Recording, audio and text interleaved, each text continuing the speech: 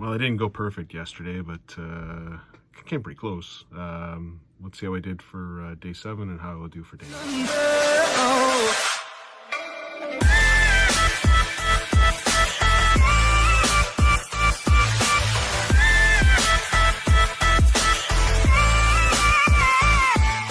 So in terms of predictions, day 7 started off fantastic. 3 for 3 right off the bat, including the tie with Johnny Clayton and Nathan Aspinall. Then it went a little bit downhill from there. By the way, I called that game as the best game, Clayton Aspinall, and I believe it was. The next game, I got the score right. I just got the wrong result. I called right to win 7-4, and James Wade won at 7-4. And then the last match, it was right down at the end. Could have been 7-5 Michael Van Gerwen, but it ended up being a 6-6 tie. So let's talk about those matches. First matchup, D'Souza Durant. Durant played a little bit better. I think he nearly got to a 90 average. And again, you see that D'Souza was sort of feeling bad for him and not scoring as heavily as he used to. So I don't know what it is. I don't think that will happen today. I believe Durant will get pancaked today, but just because it's so important in terms of the points. But anyways, that was the result. Not much on that game. Dimitri Vandenberg against Rob Cross. Dimitri Vandenberg scoring like crazy. This guy is a different guy on a stage than he is on the floor. Just great result, leading the league. Fantastic. Really, his scoring is really exciting to watch. It just happens to be that big TV player. He's the exact opposite of Ian White. That's not a bad thing. Next game up, as we talked about, Aspinall Clayton. Really good match. Really enjoyed it. Probably the right result, 6-6 tie. Next matchup, James Wade scored like crazy. I don't think I've seen James Wade score like that ever. His first 9 average was 113. I mean, he was doing first 9 averages of less than 100 last week. So obviously maybe he took the time, didn't know he was in all fairness, he didn't know he was going to be playing until the last minute for 5 games. I know he talked about the young kids wagging his tail feathers again on bloody interview because the guy's got a personality of an ant, but he's just not going to. That is a guy that there's no way that would be a fun conversation with him. But it was a great game for him. Can't take away the fact that he's a great dart player. Won the game, and that certainly helps him. It makes it a lot more interesting. That result makes it a lot more interesting for the relegation round. And then last matchup, I think Gary Anderson secured his place with that tie. I think he might have been in trouble without that tie, but that tie got him to 8 points, and I think that's where the line's going to be for relegation. So 6-6 again.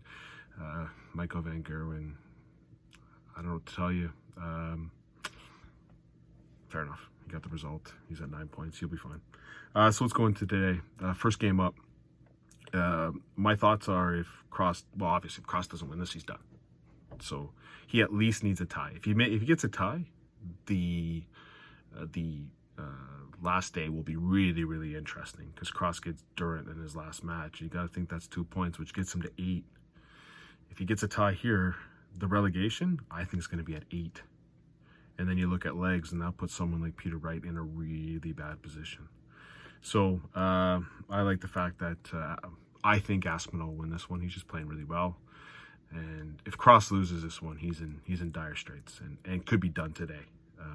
We won't even have to worry about tomorrow for the relegation. But I like Aspinall winning this one 7-4. Next matchup, Dimitri Vandenberg against Gary Anderson. I think it'll be a good match. Am I calling this as the best match? No. But I'm calling this is really up there. I like Dimitri Vandenberg to win this one 7-5. I think it'll be really, really close. Gary Anderson on his doubles is the problem, and Dimitri Vandenberg this week with his doubles has been completely different than last week, and his scoring is great. So scoring is going to be good in this match. I just think Dimitri will be a little bit better, crisper on the doubles, and he'll win this one 7-5, eke over the line. Next matchup, I think, will be the barn burner, and I'm going to call the upset. I think D'Souza wipes him. D'Souza's played Michael Van Gerwen before. Typically on the floor, Michael Van Gerwen does the number on D'Souza. But European tour last year, D'Souza came out, and I think Van Gerwen's in the same form as he was during those. He got to the final, he's playing good, but I think D'Souza can outscore him. So that's where I'm going to put some money on too, because I like the odds.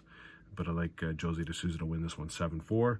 Next matchup, I think, will be a doozy. And again, the way I'm seeing it, this is going to be possibly, if Cross loses and this result happens, I think it's over for Rob Cross. But Johnny Clayton against James Wade, they played a fantastic game in the Masters, and the way James Wade is playing, I like the way that he's playing. Johnny Clayton, just yesterday, the issue with Johnny was again the doubles, which is kind of crazy. But he got the tie. He should be pretty comfortable. I like this for a tie. 6-6. Next matchup against Peter Wright against Glenn Durrant. Let's be honest. If Peter Wright doesn't wipe the floor with Durrant, he's in trouble. Especially if Cross gets a point, or if Cross gets 2 points, it's even more crazy. Wright's in trouble. So I don't see him worrying about Glenn Durrant. He's got to come out. I thought he played well. The darts that he used were good. He nearly had 100 average the last 2 times out and is lost because he's ran into some stiffer talent. I don't see the stiffer talent come back with Glenn Durrant, so I like Peter Wright winning this one. He's got to win it big. He's got to be looking at 7-0, 7-1 to get the legs difference in place so he's not in that last position. But I like him to win this one 7-2 at least.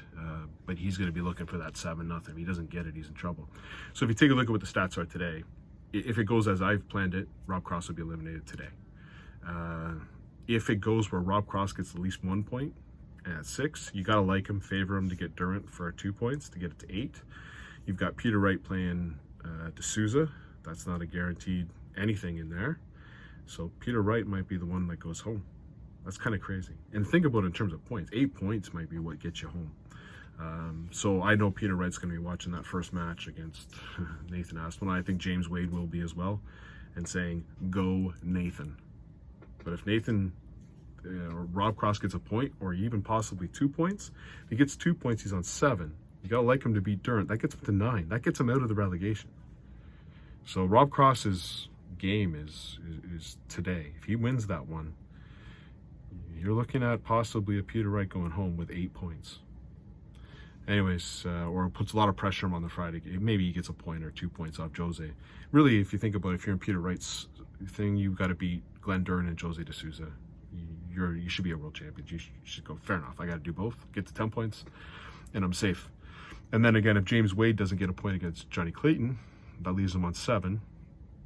And even if Rob Cross doesn't win today, you got to like Rob Cross beating Durrant to get the next points. And then I believe James Wade has I think it might be, is it Dimitri Vandenberg? I believe that's his last match. It's a tough match in the last one. So it's going to be an interesting day. Could be over today. And if my predictions come true, it will be over and Rob Cross will be relegated. If it doesn't, we're looking at an 8-point relegation, which is crazy. Anyways, hope everyone enjoys the darts. We'll talk before day 9.